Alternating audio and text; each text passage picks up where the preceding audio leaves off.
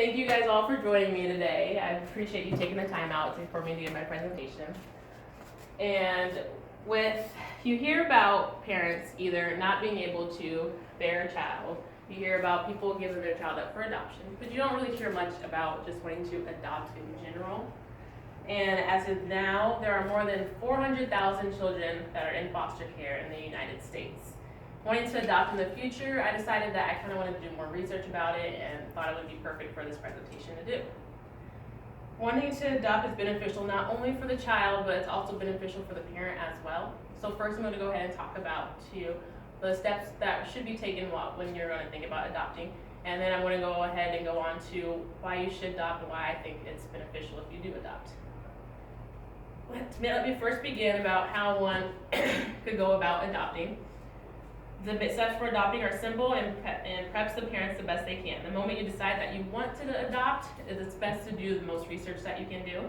Being prepared allows you to be more comfortable with the decisions that are being made. And gaining knowledge about the different races, beliefs, the circumstances that the child has been in, because you never know. You might get a child that you actually didn't assume that you're going to get. So doing the most research about having somebody into your home that has different beliefs than you, it's best to go with those beliefs and kind of research about those beforehand. Now, understanding the important factors of why children end up in foster care can also help you as well to see kind of what you're getting yourself into and what other things that the child has been through in general. In 2014, the Nebraska Department of Health and Human Services put up a diagram that kind of helps portion out what the best steps are for when you are adopting. First, you'll want to contact the DHHS, which is Department of Health and Human Services, and kind of let them know that you are interested, and that's when your first stance is, what should I do next? We will learn that you will have to get licensed, and you'll have to get different training courses done as well before you can go on and to adopt. So different training courses like the CPR, or you'll have to take parenting classes as well. Even if you already have kids, there are just certain priorities that you have to do before going in for adoption. Now, once you've completed and approved all paperwork, you will go through the process of placing the child with the right family.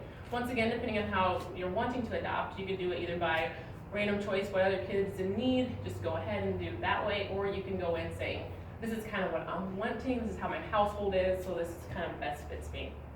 Make sure that you're ready to welcome the child into your home. You want to make sure you let immediate family members know beforehand, not just bringing a child in who's going to meet those family members. You want to kind of ease them into it before they actually meet the child. It makes the child feel more secure.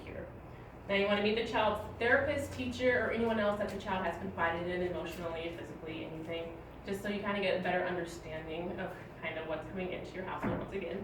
Understand the child's social, genetic, medical sociology, and social backgrounds. And now that we have discussed about kind of the steps that are needed, I'm going to go ahead and go on to why I believe that most people should consider adoption. There are multiple reasons why one should adopt. While the population in the United States keeps growing, so does the children in foster care. In 2017, a study with Children's Rights showed that in 2015, more than 20,000 young people aged out of the foster care without actually getting a permanent family. And with that kind of results into homelessness, that goes into unemployment, and incarceration at a young age. Children on average spend nearly 2 years waiting to be adopted since their parental rights have been taken away. So this is children who they didn't actually get given up for adoption, but this is whose parents' rights got taken away. So most children usually stay in there for at least 2 years. Some children get separated from their siblings, and others get bounced around from foster care to foster care, which leads to them not knowing at all when they're going to be stable. They stop caring, they stop giving their hopes, and everything just comes back to not being adopted in general. Now, parents not being able to bear children of their own can benefit from adopting as well. According to the 2013 National Survey of Adoptive Parents, research shows that single-parent households, which keep increasing as well, are more likely to feel like the outcome of their efforts are positive. So the single-family households are actually growing with adoption rates as well. So you don't have to be married or have a significant other to be an adoptive parent. An estimated 2 million of the LGBT community are also increasing with adoption rates, and they're wanting to adopt more and more and keep finding out more and more factors of adopting. The moment that a child is placed into adoption, their whole life is changed. Children must have a relationship of nourishment, protectiveness, and fosters of trust and security no matter what the child has been through. Those are the key factors that a parent should get of their children. And once the child gains the attachment to the parent, that gives the child development of self-esteem and self-worth.